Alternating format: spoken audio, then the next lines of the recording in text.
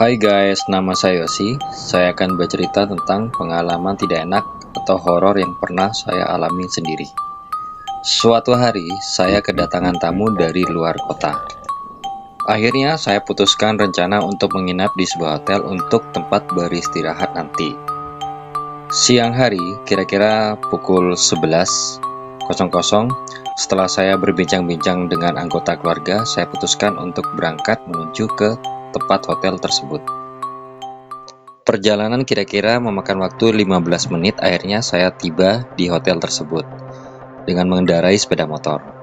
Akhirnya saya langsung menuju ke tempat resepsionis untuk melakukan proses check-in.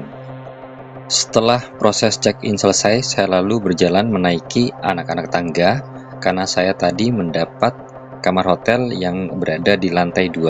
Tetapi yang sempat membuat saya heran adalah saya diberi 2 buah kunci oleh mas resepsionis tadi. Aneh sekali, karena setahu saya di mana-mana kamar hotel itu hanya memiliki 1 buah kunci dan bukan 2. Tetapi saya tetap berpikiran positif. Mungkin aja ini hanya sebagai gantungan kunci. Dan setelah menaiki beberapa anak tangga, saya akhirnya tiba di kamar hotel yang telah ditujukan oleh mas resepsionis tadi. Kamar berada di lantai 2 dengan view persis menghadap ke arah jalan. Saya lalu membuka pintu kamar tersebut. Yang saya lihat adalah tempat tidur rapi bersih dengan selimut putih tebal di atasnya. Lalu saya langsung menuju ke kamar mandi. Yang saya lihat di sana adalah agak lembab dengan lantai kering seakan-akan tidak pernah terpakai sudah lama kamar mandi tersebut. Lalu di saat saya baru mau keluar dari dalam kamar mandi, saya melihat ada helai rambut di depan pintu kamar mandi. Padahal tadi sewaktu saya mau memasuki kamar mandi, saya tidak melihat kotoran apapun ataupun itu sehelai rambut. Aneh. Akhirnya saya lalu pungut rambut tersebut dan saya buang ke tempat sampah. Saya tetap berpikiran positif dan santai aja, karena emang dari dulu saya tidak pernah percaya dengan hal-hal yang aneh-aneh seperti itu. Saya lalu beranjak ke tempat tidur untuk rebahan dan juga sekaligus bersantai. Sambil bersantai dan rebahan, saya mulai menyalakan televisi yang tergantung di depan tempat tidur saya itu. Tiba-tiba saya merasakan ada yang aneh dan mengganjal di belakang kepala saya, yaitu khususnya di bantal yang saya tidurin. Seketika juga saya langsung bangun. Astaga! Terlihat ada selai rambut di bantal yang tempat saya tidurin. Dan helai rambut tersebut mirip sekali dengan tadi yang telah saya buang ke tempat sampah.